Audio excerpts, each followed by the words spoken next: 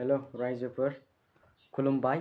बेनो आंनि गिबि भिडिअ सिफुं प्रडाक्शन, क्लासिकेल सिफुं प्रडाक्शन माने सिफुं बानायनायनि भिडिअ आरो बे चेनेलावहाय नोंथांमोना नुगोन सिफुंनि रिलेटेड एबा मिउजिकेल इन्स्ट्रुमेन्टनि रिलेटेड नोंथांमोना नुगोन। आरो बानायनायाथ' सिफुंल' नुखागोन, दस्रा इन्स्ट्रुमेन्टखौ बानायनाया सिफुं बानायनाय नुगोन आरो ओमफ्राय दस्रा गिट दामनायफोर नुगोन। नैबे जाहैबाय लोगोफोर आं बानायनाय नै आंनि लग' नैबेयाव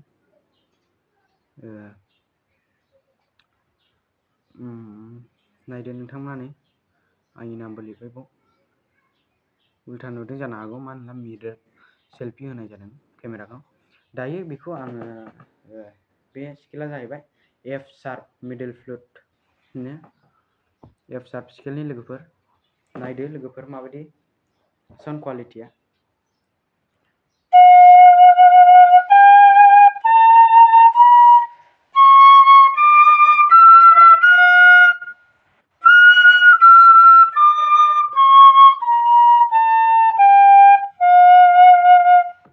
दायो ओरैनो दामग्लांना देखायलाबायनि आं।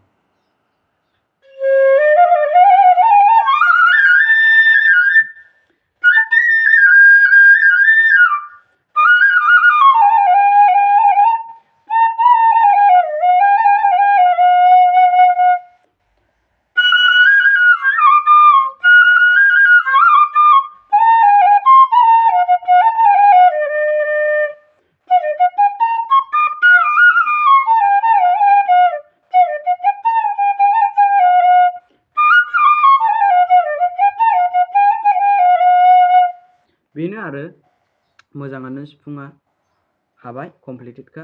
नै नोंथांमोना लानो गोसोब्ला गोजौआव आं नाम्बार होगोन, नायनानै कन्टेक्ट नाम्बारखौ नोंथांमोना लानो हागोन। नायदो सिफुङा एकदमबारे बरिया क्वालिटिनि नायनो हागोन। नै नेचुरेल औवा आरोना, थ' नोंथांमोना नायनो हागोन। थ्रेडिंफोराबो मोजाङानो, नै बरियाखा एकदम सेन्डपेपारजों फिनिशिं खानाय। थ' नोंथांमोना लानो गोसोब्ला गोजौआव कन्टेक्ट होनाय नाम्बाराव कन्टेक्ट खालामबानो जाबाय, वाट्सएपआव मेसेज होनानै। थ' बेखिनियानो भिडिअआ। मोजां मोनदोंब्ला लाइक आरो चेनेलखौ साबस्क्राइब आरो कमेन्ट खालामनानै नोंथांमोना नांगौब्ला अर्डार खालामबानो जाबाय। गोजोन्थों।